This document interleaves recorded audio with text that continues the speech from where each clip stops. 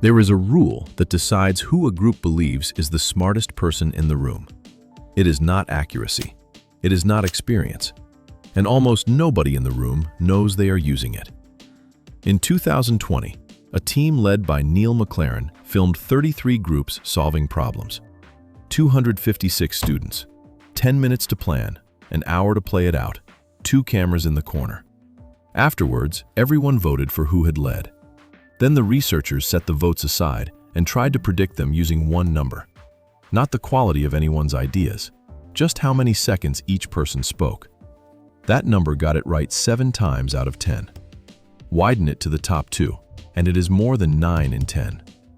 So if you are the person who waits, who wants the answer to be right before it becomes a sentence, you have felt the result of that rule without ever seeing the rule. You had it at minute 4, you spoke at minute 9, and somehow the room had already moved on. By the end of this, you will know what the room is actually scoring, why your kind of mind is structurally late, what that lateness has been costing you, and one move that gets you counted without turning you into someone louder. That move is not speak up more. That advice is a large part of why this keeps happening. 1. The room votes in the first 2 minutes. Look at what those researchers controlled for. Intelligence, personality, gender, even the possibility that people spoke more because they were already being treated as the leader. Strip all of that out, and speaking time was still standing there, holding its effect. So the group is not rewarding good thinking that happens to arrive with talking. It is rewarding the talking. Now watch what that does to an ordinary meeting. A question opens. Somebody answers in 11 seconds. Not because they know, but because 11 seconds is how long their first draft takes. The room hears a voice arrive with the problem, and something quiet gets assigned. This one is on it. Nothing has been decided yet, but the map of the room has, and every later contribution gets read against that map. You are not competing on answers. You are competing on arrival time. Nobody told you that was the event. 2. The room is not lying. This is where it stops being a mistake you can correct by pointing it out. In 2009, Cameron Anderson and Gavin Kilduff at Berkeley ran task groups to answer one question. Why do the dominant people end up with the influence? The comfortable answer is that they are simply better at the task. So the researchers controlled for actual ability, and the dominant ones were still rated as more competent by the other members of their group, by outside observers watching them, and by the research staff running the study. Read that last one again. The trained people, watching for exactly this, saw it too. So your colleagues are not shallow. Confidence that arrives early and takes up space is read by the human eye as competence. It is not a con. It is a signal doing its job. It is just measuring the wrong thing. 3. Inside the pause.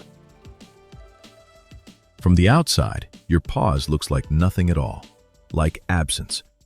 So let us put a camera inside it. You have the answer. You are not looking for it. You are running it against the 3 cases where it breaks. You are checking whether the thing you are about to say is true or only true sounding. You are finding the objection before anyone raises it, because you would rather kill your own idea in private than defend a weak one in public. Fast speakers publish drafts. You publish final versions. The room cannot see the difference. It only sees who published first. And there is a physical moment in this that people like you recognize instantly. That small inhale. Your ribs load. The sentence is ready. It is coming. And in that half second, somebody else starts. You let the breath out. You will fold your point into theirs later, if there is room. If your chest just did that on its own, nothing is wrong with you. You are watching your own quality control run exactly as designed. 4. The bill. Being right at minute 9 loses to being loud at minute 2 because the decision was made at minute 2 and everything after it is editing. So here is what it actually costs.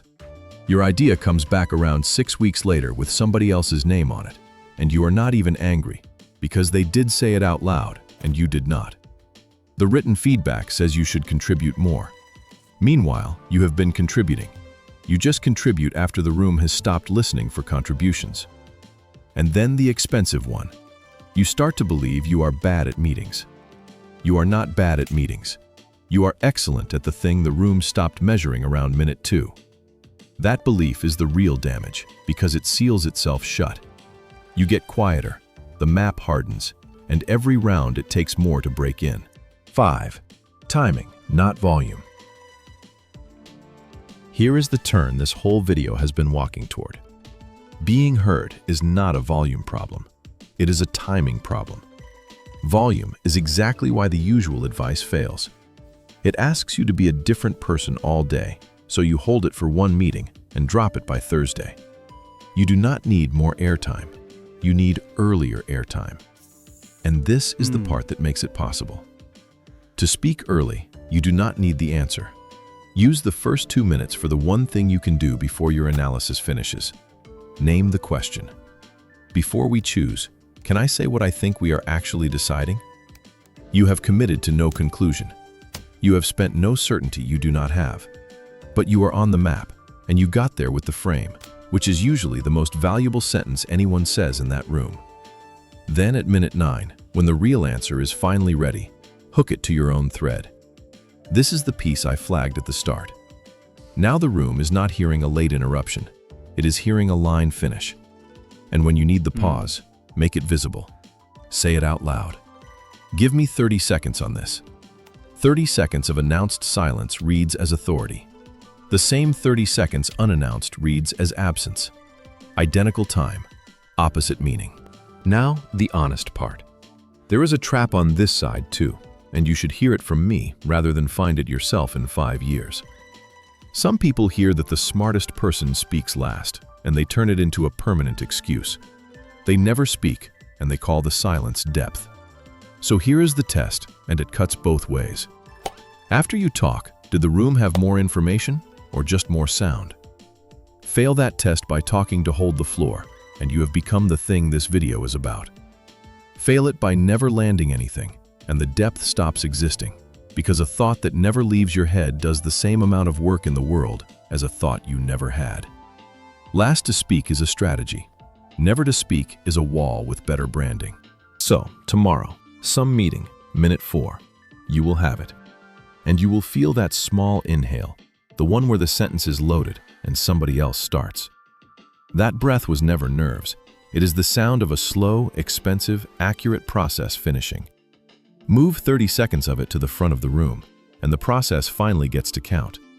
The smartest person in the room usually is the last one to speak. The mistake was ever believing the room would wait. If you know that inhale, tell me in the comments, one word, first or last. I read all of them. And subscribe, because next time, we are going after the question sitting underneath a lot of this.